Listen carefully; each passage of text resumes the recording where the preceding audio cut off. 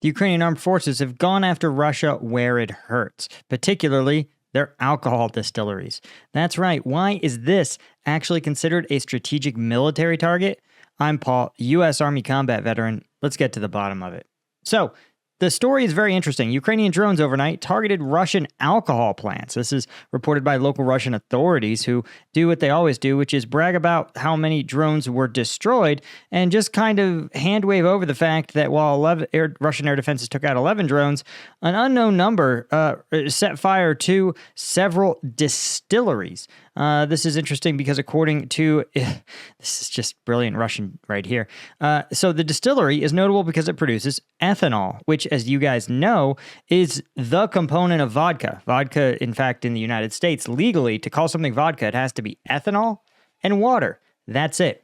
So the fact that we have the Ukrainians targeting ethanol distilleries says that, well, they know what they're going after. But even the distilleries themselves have on their website that they produce, quote, products of strategic importance for the state. Now, while they acknowledge that ethanol could be used as an industrial solvent, including explosives, again, it is also the core component of vodka. It's also believed to be a deliberate effort because two more distilleries came under attack in Efremov and Zhuhezhsky in Tula. So clearly, the Ukrainians are going after Russian drinkers. Now, there's a variety of reasons why the Ukrainians might want to go after these guys.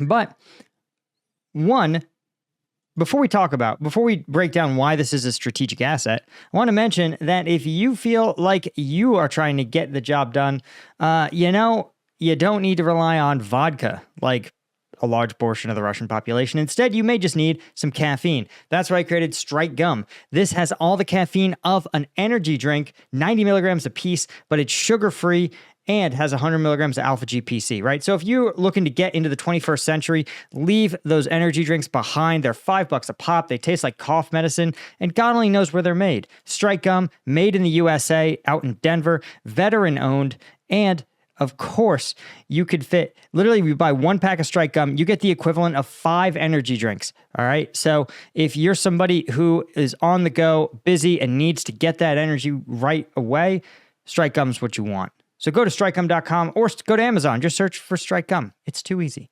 Okay, so why is this considered a strategic asset by the state? Well, one, the Russian military seems to be reliant on it. If we look up Russian military and alcohol, you could see that the Russian military and Russian soldiers, right? Let's see if we can find Russian soldiers drunk. Yeah, we could see that there is a lot of drunk soldiers fighting on the front line. A drunk Russian commander who sent his troops on a one-way mission. A drunk Russian soldier who killed 7 when he threw a grenade into the barracks. A Russian soldier who went on a drunken killing spree in occupied Ukraine. And more and more and more, right? Russian soldiers killing each other at an alarming rate. I can talk, right? And of course, terrified Russian troops being taped to trees and beaten by their commanders for being drunk. So the Russian military basically runs on alcohol is what we're hearing here. And that's a problem because for the average Russian, who frankly the rest of the Russian economy seems to run on alcohol, vodka prices are rising already. And this was before Ukraine blew up all their plants because the producers, now they're asking the state to increase prices by 17% to cope with a rise in the Russian tax, right? Because we know the Russian state needs to fund their war somehow, and there's nobody more willing to shell out and pay more than drunks. So they're rising taxes, of course, increased import costs, higher price of labor in the form of logistics expenses, and of course a falling ruble relative to the international community, all translate to a need to increase the price of vodka. Now, alcoholics aren't exactly known for their utterly brilliant financial management, right? But Russia has kind of a larger problem. Not only are prices already too high, but the Russian world is the whole Russia is actually one of the drunkest countries on earth. When we look at the top countries in the world for alcohol use disorder in males, in Russia, literally 16%, guys. That's like 1 in 7 Russians have alcohol use disorder, right? Compare that to a country like the United States, right? Rate of alcohol addiction in females, the U.S. has one of the highest at 2%. And it's not even, we're not even in the top 10 of highest alcohol use disorder in males in the world.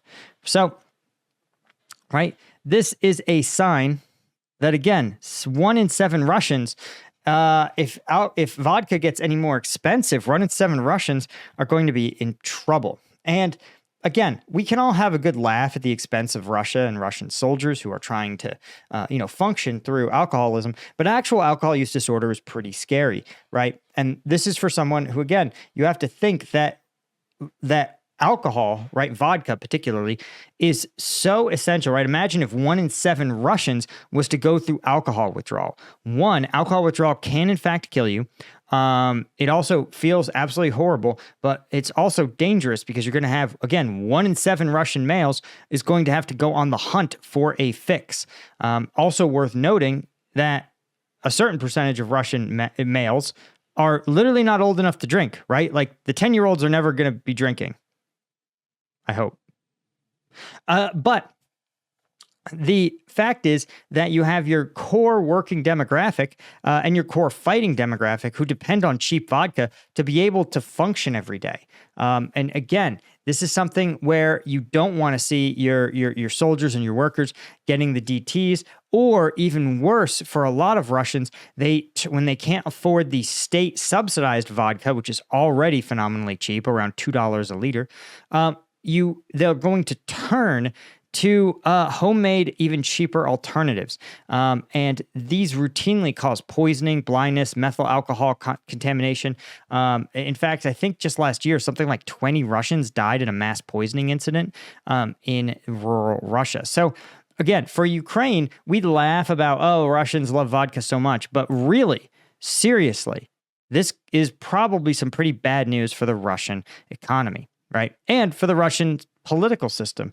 Remember, Putin is an ultranationalist leader. He depends on Russian ultranationalists. Those tend to skew old and they skew male. And that's also overwhelmingly the people who have that alcohol use disorder. So if they're, every alcoholic is there to be your friend until you try to cut them off. And then they become your worst enemy. And what Putin doesn't need is more enemies. Anyway, that's all I had. Hit that subscribe button if you can. Thanks to Martin Baum, Chris Rossi, Stuart Abel, Daniel Brown, Sergey Zinchenko, Chris Holmes, Chris Gorsuch, Daniel M., Ida Skycall, all Lieutenant tier members. I'll see you guys in the next one. Cheers.